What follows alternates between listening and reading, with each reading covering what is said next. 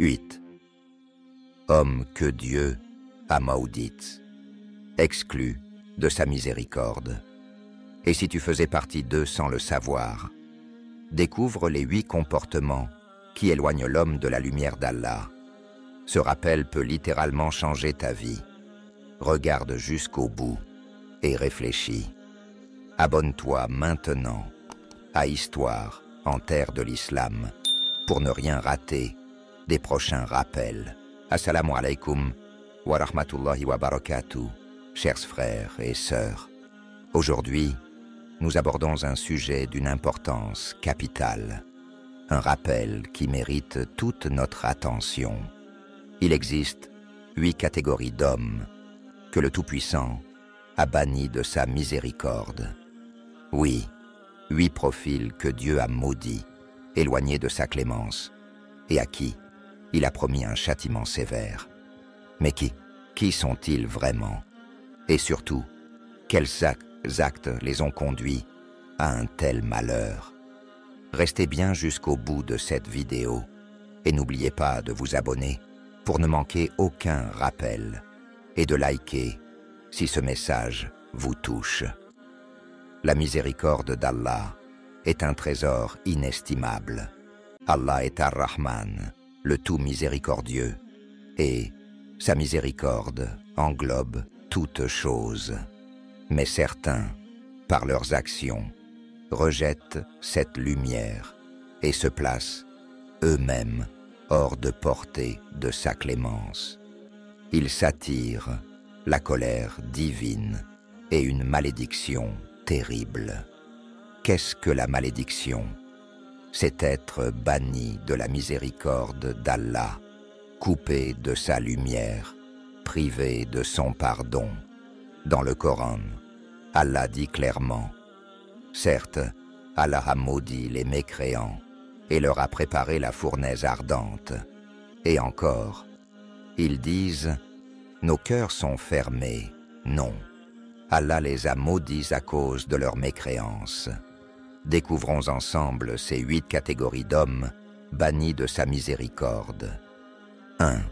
L'enfant ingrat envers ses parents. Celui qui manque de respect, insulte ou délaisse ses parents est gravement en tort. Le prophète a dit qu'Allah maudisse celui qui insulte ses parents. Et Allah a ordonné dans le Coran: ton Seigneur a décrété de n'adorer que lui et d'être bienfaisant envers les parents. Même si on pousse quelqu'un d'autre à insulter nos parents, cela nous revient comme une offense personnelle. 2. L'homme sans jalousie protectrice, le dayout. Celui qui n'éprouve aucun attachement protecteur envers les femmes de sa famille, ne corrige pas leurs dérives ou les pousse à l'interdit.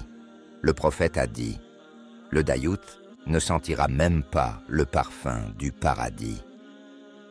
Un cœur sans pudeur ni responsabilité familiale est un cœur éteint. 3. La femme qui imite les hommes. Les femmes qui cherchent à ressembler aux hommes dans leur tenue, comportement ou langage, brisant l'ordre naturel. Le prophète a dit: 3 personnes n'entreront pas au paradis: celui qui désobéit à ses parents, le dayout et la femme qui s'efforce de ressembler aux hommes. 4. Celui qui ridiculise la religion. Se moquer d'Allah, de l'islam ou du prophète est un acte de mécréance, même si la personne se revendique musulmane. Cela annule la foi, sauf en cas de repentir sincère. L'ignorance n'est pas une excuse. 5.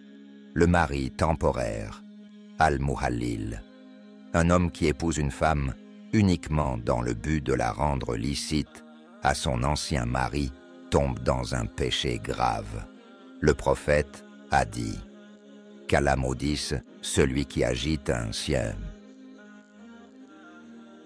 et celui pour qui cela est fait. C'est une tromperie de la loi d'Allah. 6.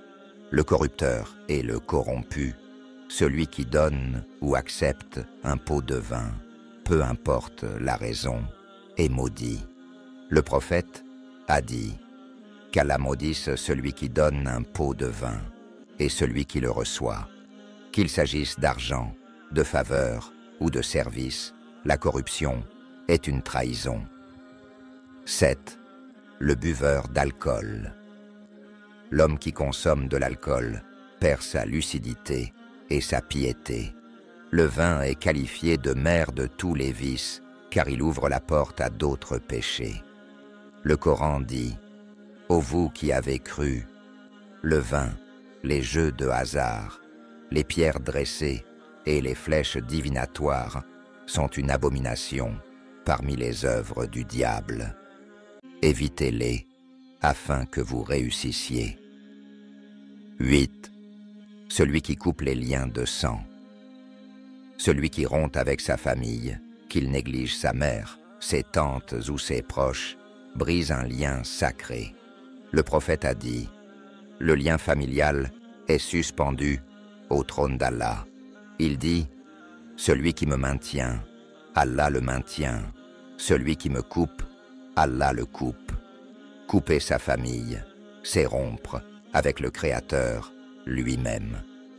Peut-être que l'un de nous se reconnaît dans l'un de ces profils.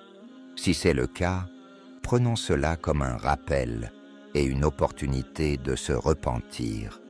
Allah est prêt à pardonner à celui qui revient vers lui avec sincérité. Ô Allah, accorde-nous ta miséricorde, ton pardon et ta lumière. Ne nous éloigne jamais de toi, toi qui es le plus miséricordieux. Si cette vidéo vous a touché, abonnez-vous à Lumière de l'Islam, likez, commentez et partagez avec vos proches. Transmettez ce rappel autour de vous. Wa assalamu alaikum wa rahmatullahi wa barakatuh.